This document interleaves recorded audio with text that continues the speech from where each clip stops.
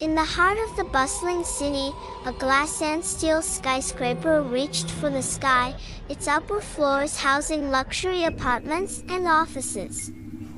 Amidst the ceaseless hum of urban life, an elevator silently ascended, carrying within its confined space 7 individuals from different walks of life, unaware of the terrifying ordeal that awaited them. There was Mr. Henderson, a middle-aged businessman with a perpetually stressed expression. Beside him stood Mrs. Peterson, an elderly woman with a warm smile and kind eyes. A group of 3 teenagers, giggling and exchanging whispers, occupied the opposite corner. And finally, a lone man, tall and brooding, stood apart from the rest, his face obscured by the dim light. As the elevator approached the 35th floor, a sudden jolt brought the ascent to an abrupt halt. The lights flickered ominously, plunging the trapped passengers into an eerie darkness.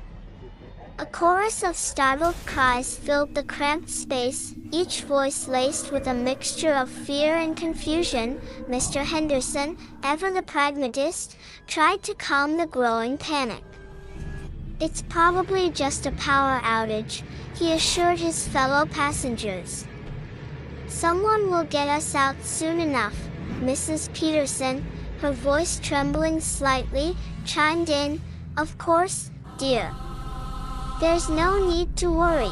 But as minutes turned into hours, the initial anxiety morphed into a palpable dread. The silence was broken only by the occasional muffled whimper or the nervous shuffling of feet.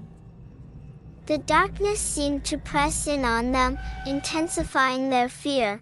The silence was shattered by a sudden, agonizing scream. All eyes turned to the corner where the teenagers had been standing, but they were nowhere to be seen. A chilling emptiness filled their space, sending a shiver down the spines of the remaining passengers. Mr. Henderson's face was pale, his composure crumbling. "Where did they go?" he murmured, his voice barely audible above the pounding of his heart. Mrs. Peterson, her eyes wide with terror, whispered, "I don't know, but I have a bad feeling about this."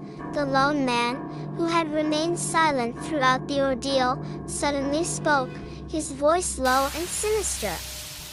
"They're gone," he said, a dark smile playing on his lips. Just like the others, his words sent a fresh wave of panic through the group. What did he mean? Who were these others he spoke of? The man's chilling demeanor heightened their fear, his presence casting an ominous shadow over their already grim situation as the hours stretched into the night. The trapped passengers began to experience strange occurrences. Whispers echoed through the darkness, their source unseen. Shadows danced along the walls, morphing into grotesque shapes. An icy chill settled over the elevator, causing their teeth to chatter uncontrollably.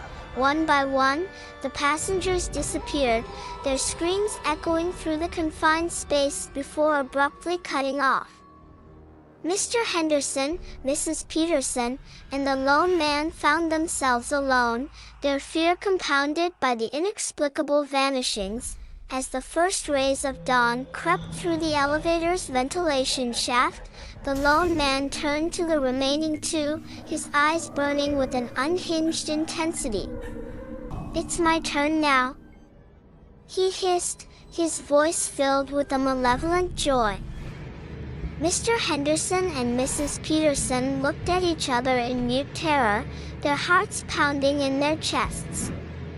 They knew they had to escape, but the elevator remained stubbornly stuck, its doors sealed shut. The lone man lunged at Mrs. Peterson, his hands grabbing her frail frame.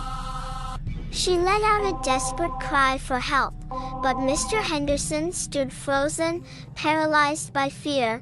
In a sudden surge of courage, Mr. Henderson rushed forward, managing to knock the lone man off his victim. The two men grappled fiercely, their struggle echoing through the silent elevator. Just as Mrs. Peterson thought all hope was lost, a loud bang reverberated through the elevator. The doors lurched open, revealing a team of rescue workers. They had finally tracked down the missing elevator and were ready to extract the terrified passengers. Mr. Henderson and Mrs. Peterson stumbled out of the elevator, collapsing into the arms of the medical personnel. They looked back at the elevator, its doors closing once more, and shuddered at the horrors they had endured. The lone man, the source of their terror, had vanished without a trace, leaving behind a lingering sense of dread. The ordeal of the 24-hour elevator ride had forever scarred their minds, a chilling reminder of the darkness that lurked within the heart of the city.